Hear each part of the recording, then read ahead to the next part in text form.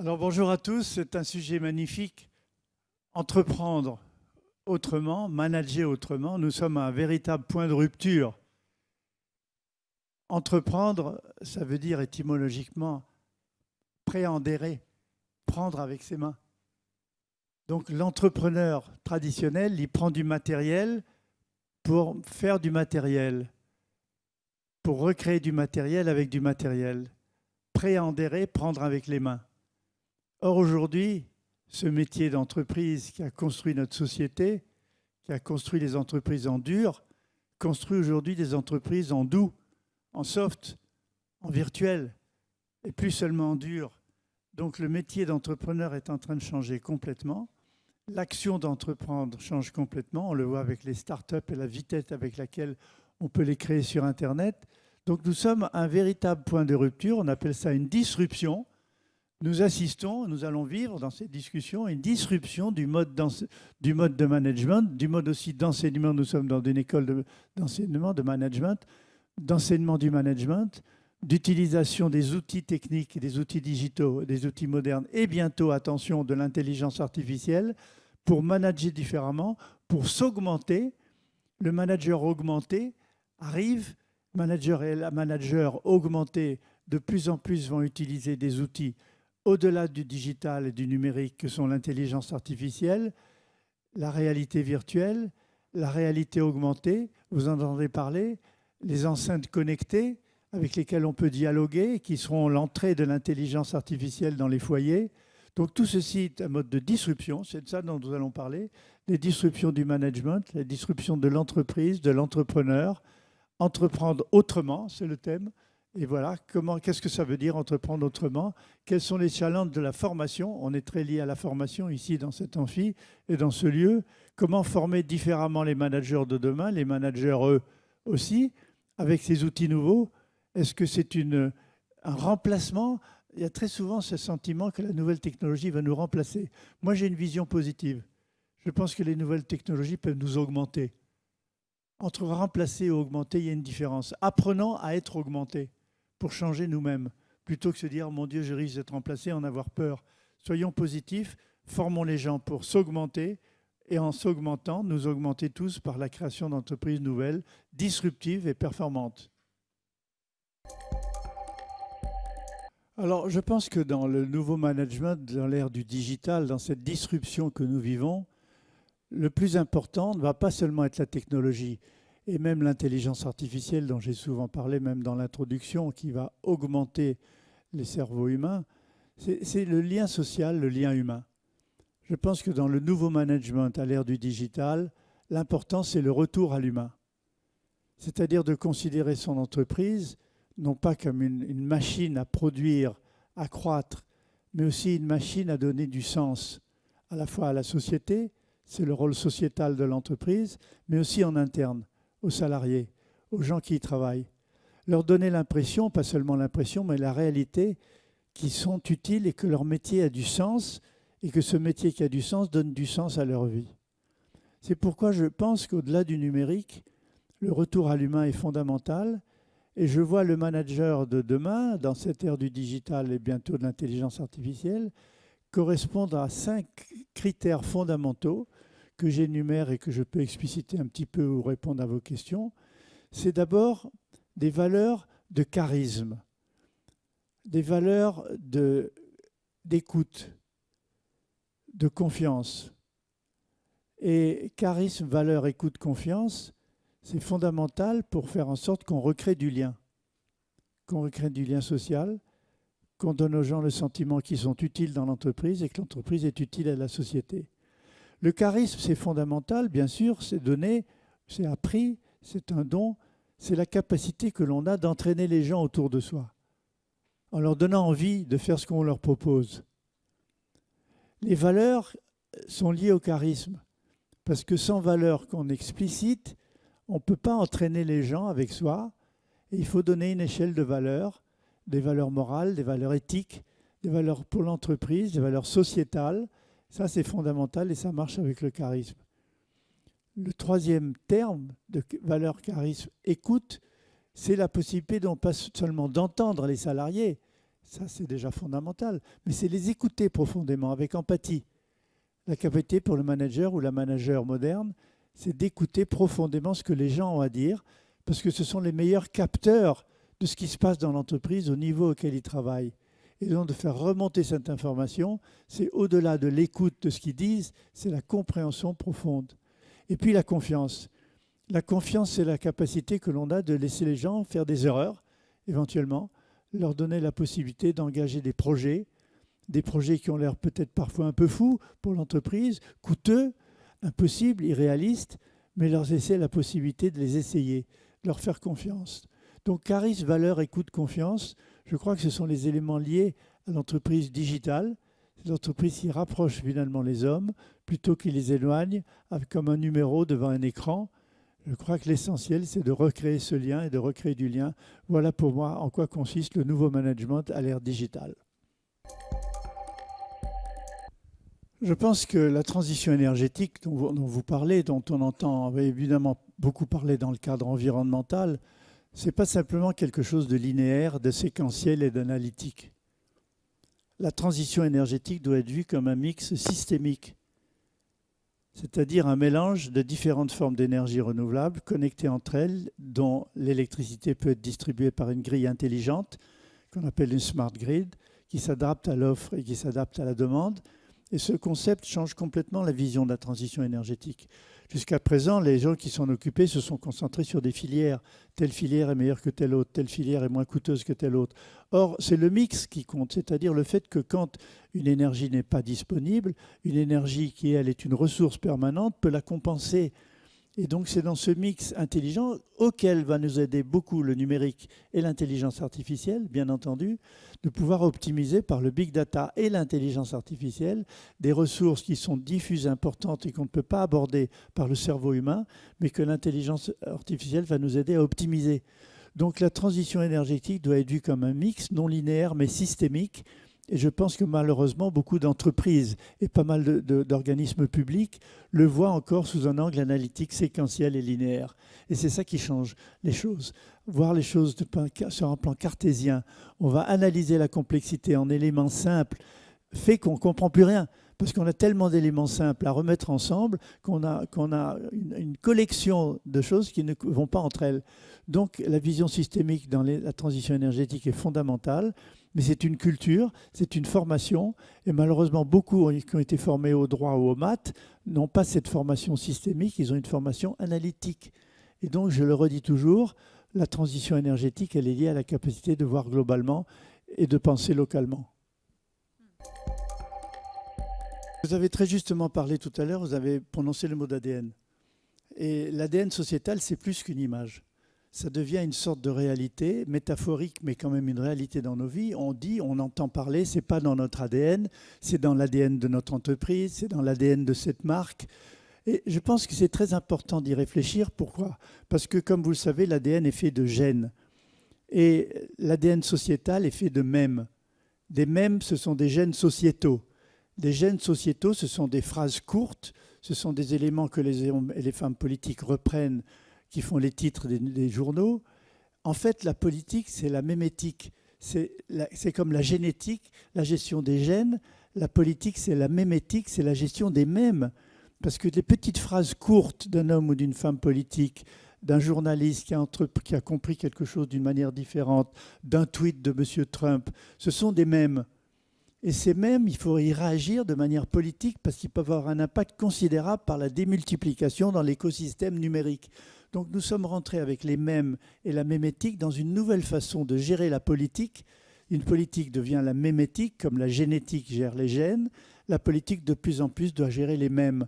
Et les mèmes, ME, accent grave ME, ces gènes sociétaux, on peut les créer, on peut les amplifier, on peut les détourner, faire des fake news avec des mèmes qui sont repris et amplifiés dans l'écosystème numérique. Donc il faut bien comprendre que la politique devient de la mémétique, comme la génétique, c'est la gestion des gènes.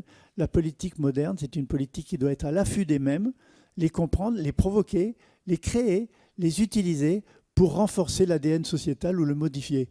Parce que finalement, nous pouvons nous tous contribuer par des mèmes très courts. Regardez le hashtag MeToo, par exemple, c'est un mème. Le hashtag MeToo, il a révolutionné le monde. il a créé des hommes et des femmes politiques, a créé des lois pour protéger les femmes des agressions sexuelles, protéger la parité féminine grâce au hashtag MeToo. Et qu'est-ce que c'est ce hashtag MeToo? C'est un mème, c'est un petit gène sociétal qui s'est répandu à la vitesse de l'éclair dans l'écosystème numérique. Donc il faut tenir compte des mèmes et de la mémétique dans le management politique moderne et même dans le management des entreprises, parce que les bruits qui courent dans l'entreprise, les bruits qui sont répercutés, les vraies valeurs, les fausses valeurs, les fake news, ce sont des mèmes. Et donc, gérer la mémétique pour le chef d'entreprise, ça va devenir de plus en plus important. Et d'abord le comprendre grâce au numérique et être très à l'écoute de l'écosystème numérique. Je dois vous dire en terminant que je suis assez stupéfait de voir que beaucoup de responsables d'entreprises n'utilisent pas Twitter pour s'informer. C'est stupéfiant. Pour beaucoup, ils me disent « mais Twitter, c'est un truc de ragot et de potin ». Mais non, pas du tout. Twitter est un outil extraordinaire d'information. C'est rapide, c'est court, il y a un pitch et il y a un lien cliquable derrière. Et ce lien cliquable, vous pouvez le conserver. Et avec un moteur de recherche de Twitter, vous allez retrouver une base de données qui est votre Google personnel. Moi, j'ai 5000 tweets stockés avec un lien cliquable que j'ai déjà envoyé. Je tweete 2 ou 3 tweets tous les jours, scientifiques et techniques. Et donc, n'oubliez pas que ces moyens d'information dans l'écosystème numérique sont fondamentaux pour comprendre l'évolution des mèmes, gérer la mémétique. Et gérer la mémétique, c'est faire de la politique à l'extérieur et dans l'entreprise. Sur l'avenir de la Poste, il n'y a pas de doute que l'explosion du numérique et des commandes conduit à une explosion des livraisons d'objets physiques. Et cette explosion de livraison d'objets physiques peut saturer la Poste, mais elle est en train de s'organiser pour trouver des moyens. Et des grandes entreprises comme FedEx, etc., s'inspirent des phéromones et des fourmis, la manière dont les fourmis organisent leur chemin, pour créer des chemins les plus optimaux possibles pour délivrer des objets, délivrer du courrier. Mais est-ce que vous ne pensez pas que comme le fax a été un outil extraordinaire de transfert d'informations par la ligne téléphonique, l'imprimante 3D pourrait être le moyen de délivrer des objets physiques chez les gens par le téléphone, c'est-à-dire des objets physiques petits de petite taille. Lorsque le prix des imprimantes 3D va diminuer, elles sont en train de diminuer très vite, elles vont de plus en plus vite. Elles utilisent des imprimantes 3D liquides, je ne rentre pas dans les détails de la polymérisation, mais c'est beaucoup plus facile et beaucoup plus rapide. Donc on voit par un moyen, par le fil téléphonique ou le numérique ou l'écosystème numérique ou la Wi-Fi, de pouvoir envoyer chez les gens des objets qui normalement sont délivrés par la poste. Donc est-ce que vous ne croyez pas que les enceintes connectées, dont on parle beaucoup, moi j'en ai 2, j'ai les tests en ce moment à la maison, c'est Alexa et Google Home, à qui on parle et qui vous répondent, qui vont introduire l'intelligence artificielle dans les foyers, plus la délivraison d'objets par imprimante 3D, sont des outils que la Poste devra utiliser dans les années à venir. Alors sur les imprimantes 3D, nous testons. Nous avons même mis à disposition de certains bureaux parisiens pour que les clients puissent se familiariser avec l'idée. On est sur un terme qui est encore un peu loin pour qu'aujourd'hui on puisse parler de quelque chose qui est vraiment regardé à titre plus industriel. Ce sont des choses que l'on teste, mais on peut effectivement imaginer une dématérialisation, rematérialisation. C'est l'usine dans la cuisine, hein, d'une certaine manière. Donc effectivement, ça fait partie d'un des sujets qu'on regarde. Les enceintes, c'est quelque chose de beaucoup plus présent et qui sont effectivement déjà là.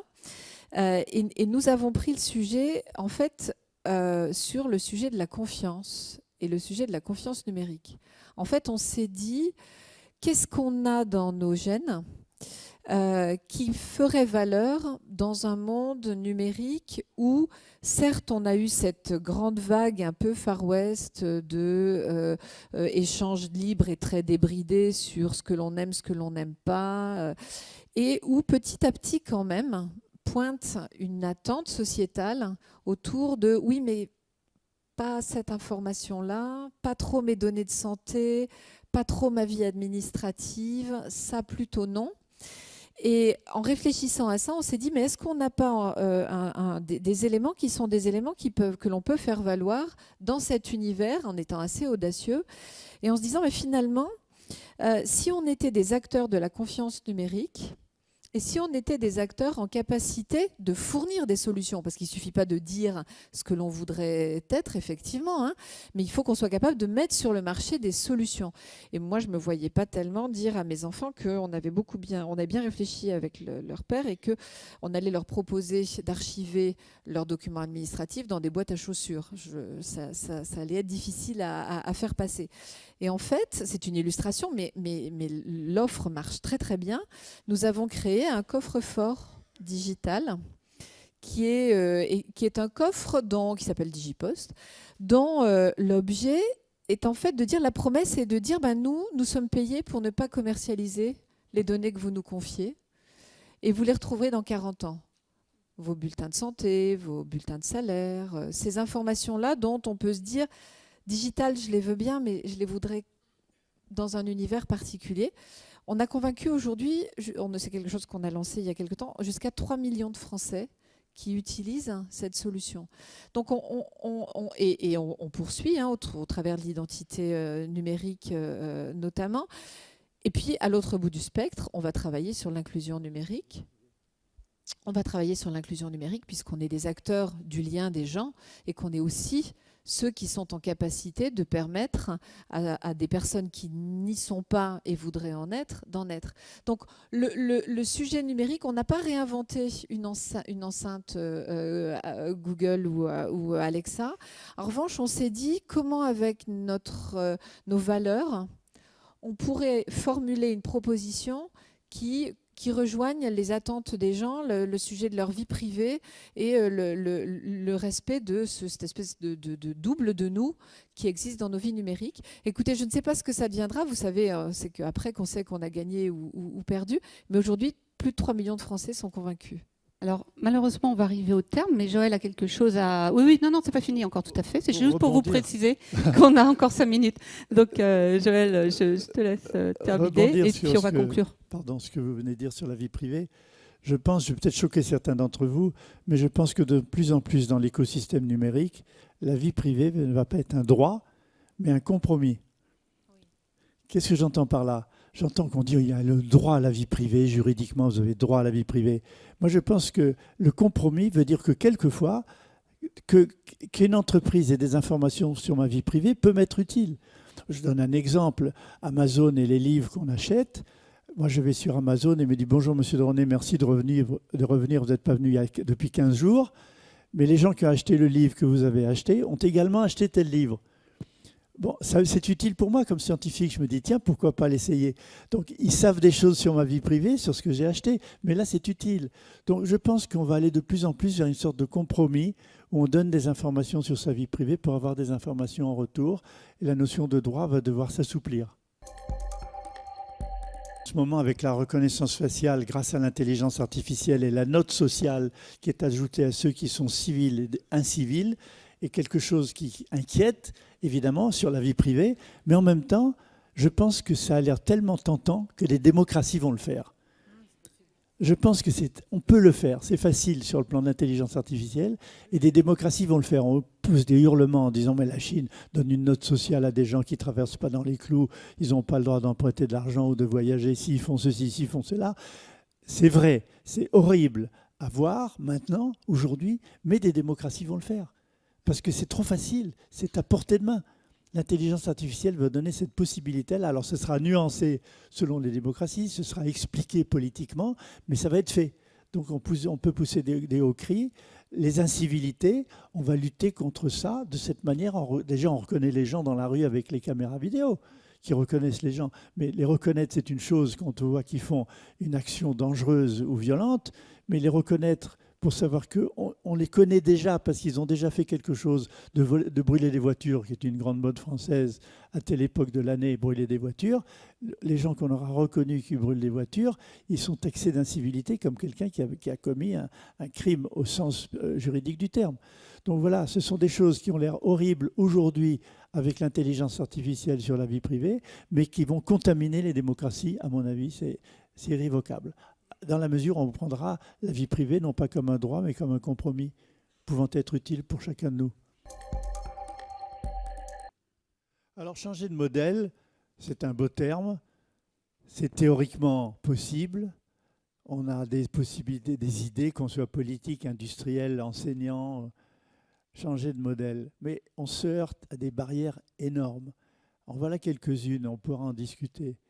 La première barrière pour changer de modèle, c'est l'habitude des mentalités, ce qu'on appelle en anglais le business as usual, l'habitude des gens. L'habitude, je fais ça comme ça, c'est compliqué pour moi de changer de modèle parce que ça me conduit à prendre des risques, à changer mes habitudes, à faire des efforts, et c'est comme faire de la gymnastique tous les matins, c'est emmerdant, excusez-moi. Changer de modèle, ça me complique la vie. Un. Deuxièmement, changer de modèle se heurte au plus important des obstacles, le pouvoir. On n'en parle pas suffisamment, mais le pouvoir pyramidal, la volonté, comme disait Machiavel, libido dominandi, ça dit tout. Le plaisir de dominer. Le pouvoir qu'on détient fait qu'on n'a pas envie de changer de modèle parce qu'on n'a pas envie d'échanger du pouvoir, on veut garder son pouvoir. Le troisième élément, en plus du pouvoir et des habitudes pour changer de modèle, ce sont les lobbies, c'est-à-dire les systèmes de résistance qui ne veulent pas que ça change parce que ça leur bénéficie que le modèle continue tel qu'il est. Donc ils font tout ce qu'ils peuvent pour continuer dans le même modèle. Donc le pouvoir, les habitudes, les lobbies sont des obstacles au changement de modèle. Et pourtant c'est possible. Comment c'est possible? C'est possible par la contamination. Jacques Monod me disait il faut que les idées soient comme des virus épidémiologiques. Il faut créer une épidémiologie des bonnes idées, c'est-à-dire faire en sorte que les bonnes idées soient contagieuses, que les gens les acceptent, les utilisent, disent ça c'est pas bête, et contaminent d'autres gens avec ces idées-là. Et c'est dans cette diffusion par contamination qu'on peut faire évoluer les choses et changer de modèle. L'autre élément qui permet de changer de modèle, c'est l'exemple. Moi, comme prof, depuis très longtemps, j'ai montré qu'aux élèves, il ne faut pas seulement leur donner des faits, bien sûr c'est important, les faits qui sont au programme, mais il leur faut donner des exemples concrets de ce qui se passe, mais se donner aussi en exemple soi-même. On peut dire faites ci, faites ça, sur le plan de l'hygiène, faites ceci, faites ça, mangez ci, mangez pas ça, mais être un exemple, c'est fondamental. Donc les obstacles, c'est le pouvoir, les lobbies, et les outils pour changer et aider à changer de modèle, c'est donner l'exemple. C'est mieux que la théorie, de montrer que c'est possible et de contaminer les gens avec des bons exemples. Voilà un peu des moyens de changer de modèle. Tout ceci, c'est un peu théorique ce que je dis. Il faut l'expliciter par la pratique et surtout, le moyen, c'est l'évaluation. Et je termine par ça. Je dis qu'on a deux problèmes dans nos sociétés modernes. C'est la prise collective de décision et la mesure collective des évaluations. Réfléchissez-y. C'est fondamental en politique, en économie, dans l'industrie, dans l'entreprise, sur l'environnement, dans l'éducation. Les deux termes que je viens de dire, c'est décision collective, on ne sait pas faire, et évaluation collective des décisions collectives. On ne sait pas. On a des sondages, on a des votes, des référendums, un bulletin dans l'urne, mais ça ne correspond pas vraiment à ce qu'on peut faire de l'évaluation des décisions collectives. Donc réfléchissez un peu à ça. Comment prendre des décisions collectives qui soient dignes d'avoir des effets réels? On ne sait pas. Et comment évaluer nos décisions collectives avec des méthodes efficaces pour savoir si on est dans la bonne direction ou pas? Un sacré problème sociétal et politique. Qu'attendent les étudiants? Mon expérience de prof au MIT m'a montré qu'ils avaient une attente, pas seulement du pluridisciplinaire, parce que le pluridisciplinaire est souvent enseigné comme du juxtadisciplinaire. On met les disciplines à côté. Et en fait, on a emmagasiné plus que si on n'en avait qu'une. Ce qui est important, c'est la complémentarité, la compréhension profonde de ce qu'elles ont en commun. Par exemple, la biologie, l'écologie et l'économie, ce sont des disciplines enseignées très différemment, mais elles ont beaucoup de choses en commun. Les feedbacks, les réseaux, les interdépendances, les interrelations, c'est des disciplines très différentes. C'est ça qu'ils recherchent. Ça leur permet de mieux mémoriser et de mieux comprendre la profondeur des interrelations. Donc, pas de juxtadisciplinaire, mais du pluridisciplinaire systémique pour leur apprendre la compréhension de ce qui est en commun dans ces disciplines-là. Et finalement, ils retiennent mieux, ils expérimentent mieux et ils lisent mieux. Ça leur permet de rechercher des lectures qui ne sont plus des lectures très analytiques et très séparées, mais des lectures complémentaristes, complémentaires. Donc voilà pour rebondir ce que vous avez dit sur les étudiants. Ça, c'est mon expérience du MIT qui me l'a montré. On avait d'ailleurs créé un programme qui s'appelait USSP, qui veut dire Unified Science Study Program, dans lequel on avait banni les disciplines. Il y avait le dry lab pour la physique et le wet lab pour la chimie et la biologie, le laboratoire sec et le laboratoire humide où il y avait de l'eau. Et finalement, ce côté pluridisciplinaire était au fond, même dans la profondeur même de ce que ces disciplines avaient au commun sur le plan systémique et des réseaux, beaucoup plus que sur l'analytique et le détail. Je pense qu'il faut enseigner plus aux étudiants deux notions importantes, enfin inculquer si j'ose dire, c'est la notion de processus et la notion d'émergence. Les choses ne se font pas d'une manière linéaire, mais se font par des processus complexes, et ces processus complexes conduisent à l'émergence de propriétés nouvelles. D'ailleurs, si on veut changer le modèle industriel de la croissance qui conduit au dérèglement écologique que nous connaissons aujourd'hui, ce n'est pas un changement de technique ni un changement économique, c'est un changement de processus. Parce que l'émergence de propriétés nouvelles résulte en général de l'interaction dynamique des systèmes qui constituent le système complexe. Ça ne résulte pas de leur propriété intrinsèque. Ce n'est pas parce qu'on met les bons systèmes, les bonnes propriétés dans le bon système qui va changer.